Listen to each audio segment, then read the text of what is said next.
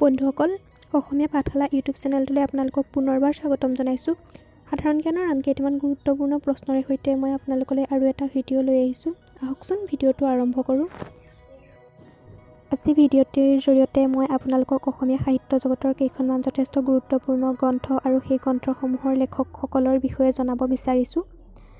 আপোন সুৰ নামৰ গ্ৰন্থখনৰ লেখক হৈছে যতীন্দ্ৰনাথ দুৱৰা।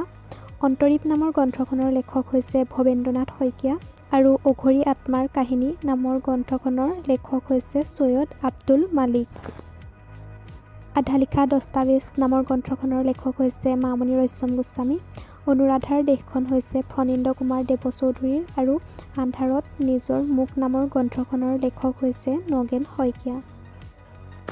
অসমীয়া ল'ৰাৰ মিত্ৰ গ্ৰন্থখনৰ লেখক হ'ল আনন্দৰাম ঢেকিয়াল ফুকন। গুণমালা ৰচনা কৰিছিল শ্ৰীমন্ত শংকৰদেৱে আৰু জ্ঞানমালিনী নামৰ গ্ৰন্থখন ৰচনা কৰিছিল মফিজুদ্দিন আহমেদ হাজৰিকাই।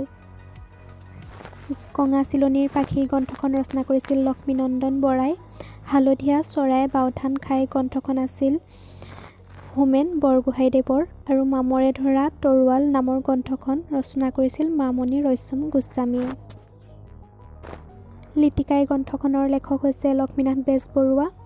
কেতেকী গ্ৰন্থখনৰ লেখক হৈছে ৰঘুনাথ চৌধুৰী আৰু গৰমা কুঁৱৰী নামৰ গ্ৰন্থখনৰ লেখক হৈছে নৱকান্ত বৰুৱা। কথা ভাগৱত ৰচনা কৰিছিল ভদ্ৰদেৱে। কথাগুৰু চৰিতখন ৰচনা কৰিছিল ৰামচৰণ ঠাকুৰে আৰু কীৰ্তন ঘোষা ৰচনা কৰিছিল শ্ৰীমন্ত শংকৰদেৱে। মোৰ জীৱন সোঁৱৰণ নামৰ গ্ৰন্থখন ৰচনা কৰিছিল লক্ষ্মীনাথ বেজবৰুৱাদেৱে। পাতাল ভৈৰৱী নামৰ গ্ৰন্থখনৰ লেখক আছিল লক্ষ্মীনন্দন বৰা আৰু মৃত্যুঞ্জয় নামৰ গ্ৰন্থখন ৰচনা কৰিছিল বীৰেন্দ্ৰ কুমাৰ ভট্টাচাৰ্যই। কেঁচা পাতৰ কঁপনি নামৰ গ্ৰন্থখনৰ লিখক হৈছে প্ৰফুল্ল দত্ত গোস্বামী। মনোমতীখন ৰচনা কৰিছিল ৰজনীকান্ত বৰদলৈদেৱে। মোৰ সত্য অন্বেষণৰ কাহিনী নামৰ গ্ৰন্থখন ৰচনা কৰিছিল অমিয় কুমাৰ দাসে।